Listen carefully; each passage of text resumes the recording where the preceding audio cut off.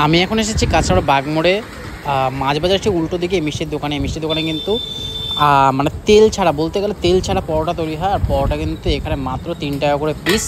আর পরোটাগুলোর কিন্তু সাইজ আর যেরকম থিকনেস আছে একদম খুব সুন্দর। আর তরকারিটা কিন্তু অসাধারণ, মানে অসাধারণ তরকারিটা দেখো তোমরা, গ্রেভিটা এত সুন্দরভাবে। এটা কিন্তু মিষ্টির দোকান অ্যাকচুয়ালি, সেই জন্য কিন্তু নিরামিষ হয়। আর এখানে প্রায় দিনই কিন্তু এখানে সোয়াবিন আলুর তরকারি, নাহলে হচ্ছে ঘুগনি তৈরি হয়। আর খুবই সুন্দর হয় টেস্টটা। আর কাকা কিন্তু আনলিমিটেড পরোটা বানাতেই থাকে। বিক্রি হোক বা না হোক, কাকার কিন্তু পরোটা বানানো চাই, পরোটা বানাতেই থাকে। তো এটা দেখো এখন একটা মানে জাস্ট ইয়ের মধ্যে, কড়াইয়ের মধ্যে কিন্তু 8 থেকে 10টা পরোটা বানানো হয়ে গেছে। সেল যথেষ্ট ভালো হয় দিনের বেলা, কারণ কি এটা সকালে জলখাবারের হিসাবে সবাই কিন্তু এখানে খেতে আসে মিষ্টির দোকানে। আর সন্ধ্যেবেলা আসলে কিন্তু এখানে সিঙ্গারা পাওয়া যায়। আর মিষ্টির অনেক ভ্যারাইটিস রয়েছে, মানে একদম ওপেন কিচেনে বলা যায়, চোখের সামনে সব কিছু বানায় এরা।